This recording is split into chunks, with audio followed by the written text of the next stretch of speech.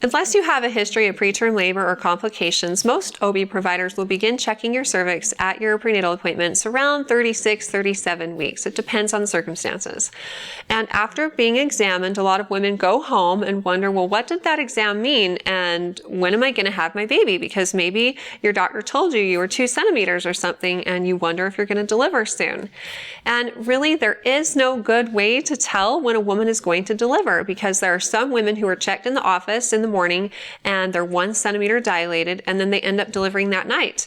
And then there's others who are checked in the office and they're 3, 4, even 5 centimeters, but they're not regularly contracting. The doctor tells them to go home and to watch for regular contractions, and they stay pregnant for weeks. And so there really is no good way to tell. The best sign you have that you're in labor is that you're contracting regularly and intensely. It's all about regular and intense contractions. And actually, in the days to weeks leading up to the delivery of a baby, this is under ideal circumstances, a woman's body will begin to release hormones called prostaglandins that act on the cervix and ripen it, just like a fruit. And it softens the cervix, moves it forward in the woman's pelvis, and begins to thin it out. And the thinning out is called effacement. And so this is one of the things that a doctor will typically tell a woman about when he checks her cervix. They'll say, like, you're 2 and 80% effaced. And the effacement is discussed in terms of percentages, and the higher the percentage, the thinner the cervix is.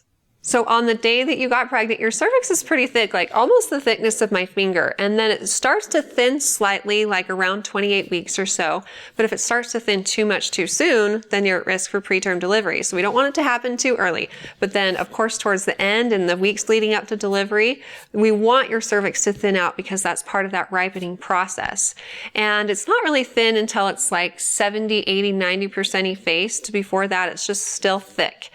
And if your cervix hasn't softened, moved forward, and begun to thin out and dilate a little bit on its own due to these hormone changes, then you could have all the contractions in the world and likely your cervix won't dilate. So the ripening has to happen first, and then the dilation happens as a result of these contractions. And if your cervix is dilating or changing from hour to hour as a result of contractions, that's the true definition of labor. So if you're having regular contractions, like every 5 minutes or so in your full term, then it's time to go to the hospital and see if your cervix is changing. And upon arrival, the nurse would check your cervix, and as long as you're not like 6, 7, 8, 9, 10 or something like delivery is imminent, then they'll watch you for another hour. And during this time, they're watching the contraction pattern, your baby's heart rate pattern, your vital signs, collecting a lot of information, and then they recheck your cervix after an hour, and then call the doctor and tell them about their exam, and the doctor makes the decision about whether or not it's time to keep you. And that's based on whether or not there's cervical change and how everything else is looking.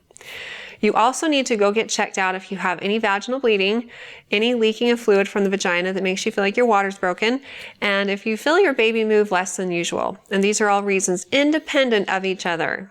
So in other words, if you feel like your water broke but you're not contracting, you should still go in. Or if you're contracting every 10 minutes in your full term, it's not every 5 minutes yet, but you're having some bleeding or spotting, you should go get checked. Or if you're contracting like every 8 minutes, not quite frequent enough to go in because of contractions, but you're not feeling your baby move as much as usual, then you should go in and get checked. So back to the original question of when are you going to deliver based on the exam your doctor gives you in the office, there is no good way to tell. And you just need to watch for signs that you may actually be in labor. And if you're seeing those signs, then go to the hospital to get checked so you know for sure. Good luck with everything. And if you have more questions in the future for me, feel free to ask them on our Facebook page at facebook.com/Intermountain Moms, and recommend us to your friends and family too.